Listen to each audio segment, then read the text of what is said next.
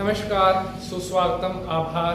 मैं पंडित नितिन शास्त्री आप सभी भक्तों का आज के एपिसोड पर हार्दिक स्वागत करता हूं। उम्मीद है आप सभी स्वस्थ होंगे और माता रानी की कृपा आप सभी के ऊपर बनी रहे।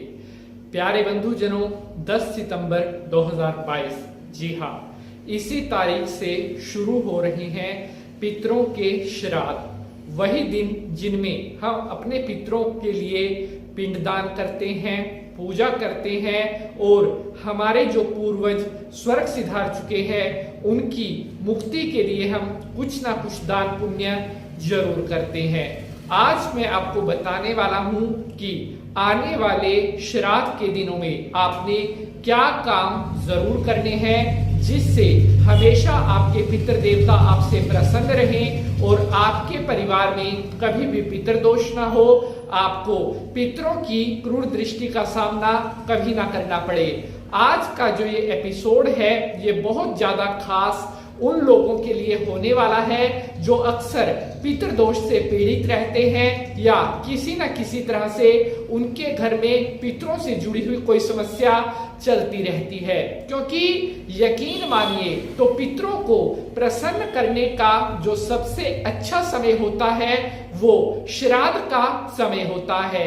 ऐसा माना जाता है, हमारे शास्त्रों में ऐसा कहा गया है कि श्राद्ध के दिनों में आपके जो पितृ देवता होते हैं वो आपके सबसे ज्यादा करीब होते हैं। उस समय में आप अपने पितरों को जो कुछ भी दान देना चाहते हैं, जो कुछ भी संदेश देना चाहते हैं, वो तुरंत प्रभाव से उन्हें प्राप्त होता है। अगर आप बहुत लंबे टाइम से पितृदोष से पीड़ित है, अगर आपके घर में कोई ना कोई पितरों की समस्या चलती रहती है, तो श्राद्ध के जो दिन होते हैं वो आपके लिए बहुत ज्यादा इंपॉर्टेंट हो जाते हैं। इन दिनों को भूल कर भी आप मिस नहीं कर सकते। तो आज के इस एपिसोड को आपने पूरा देखना है ताकि हम आपके लिए जो इतनी मेहनत करते हैं हमारी मेहनत भी सफल हो सके और जो उद्देश्य हमारा होता है वो उद्देश्य सफल हो सके। एपिसोड को शुरू करने से पहले सभी भक्त हाथ जोड़ करके नारायण भगवान को नमस्कार करेंगे। ओम करारविंदे न पदारविंदम मुखारविंदे विनिवेशयन्तम वटस्य पात्रस्य वुटेशयानम बालम मुकुंदम मनसा संग्रामी। बोलिए विष्णु भगवान की जय। तो मेरे प्यारे बंधुजनों, मैं पंडित नितिन शास्त्री हाजिर हुआ आप सभी भक्तों के सामने आज के इस नए एपिसोड के साथ। आप सभी को मालूम है कि 10 सितंबर से 2022 के जो पितरों के श्राद्ध हैं वो शुरू हो रहे हैं। इनको हम कनागत भी कहते हैं।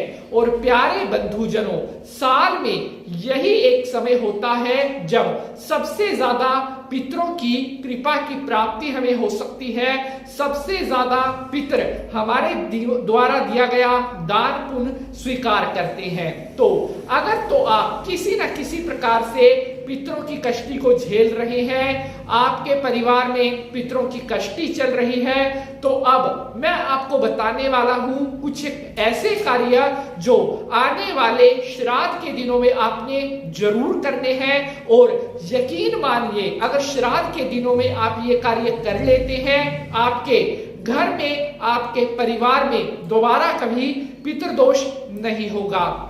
तो एक एक करके अब सारी जानकारी मैं आपसे शेयर करूंगा, लेकिन मेरी आपसे रिक्वेस्ट है कि एपिसोड को अगर आप पसंद आएगा तो इसको अन्य लोगों के साथ शेयर जरूर करना है। तो लेट्स स्टार्ट टॉपिक। प्यारे बंधुजनों, श्राद्ध के जो ये दिन होते हैं ये विशेष और विशेष रूप से पितरों के दिन कहे गए हैं।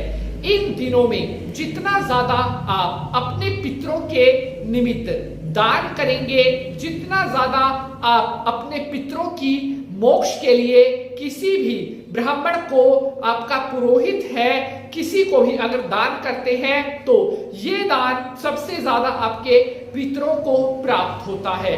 दूसरी बात, जो तर्पण होता है। जी हाँ, अक्सर कई लोग पूछते हैं कि शास्त्री जी, जो पितरों के लिए तर्पण होता है उसका सबसे सही समय क्या होता है? तो यही होता है, अर्थात श्राद्ध के जो दिन होते हैं, इन दिनों में अगर आप अपने पितरों की तृप्ति के लिए तर्पण करते हैं तो कभी भी आपको पिपासा का दोष नहीं लगता।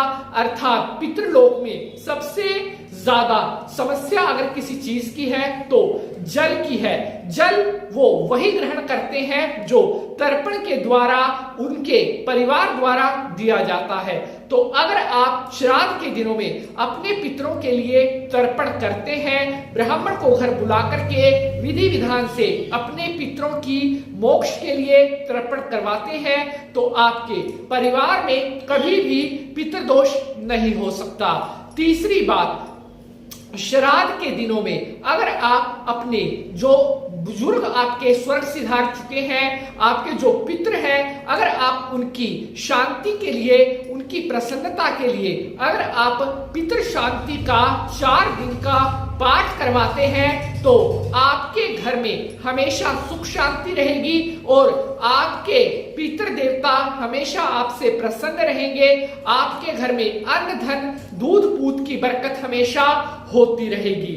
अगली बात, श्राद्ध के दिनों में जितना ज्यादा आप विष्णु भगवान की पूजा करेंगे, क्योंकि पितरों को जो मोक्ष देने वाले हैं वो स्वयं विष्णु भगवान ही कहे गए हैं। श्राद्ध के दिनों में विष्णु भगवान की पूजा करने से हमारे पितृ देवता बेहद जल्दी प्रसन्न हो जाते हैं। इसके अलावा अगली पॉइंट पर हम बढ़ते हैं।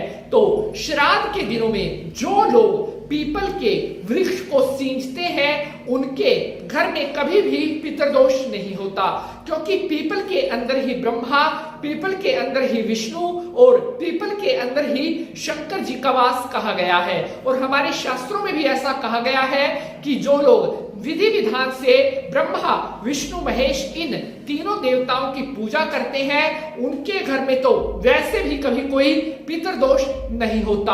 अगर आप बहुत लंबे समय से पितृदोष से जूझ रहे हैं, आपके पितरों की कोई ना कोई क्रूर दृष्टि आपके ऊपर हो रही है, तो आने वाले श्राद्ध के दिनों में आप अपने पूर्वजों के लिए पितृ गायत्री की 5 दिन की पूजा 4 ब्राह्मणों के द्वारा संपन्न जरूर करवाएं, क्योंकि जितना ज्यादा आप अपने पितरों के लिए कर्म करेंगे उतना ही जल्द आपके पितृ देवता आपके द्वारा की जाने वाली पूजा से प्रसन्न होते हैं और आपको अपना शुभ आशीष प्रदान करते हैं। तो आशा करता हूं आज की जानकारी आप सभी को बेहद पसंद आई होगी। आज के लिए बस इतना ही।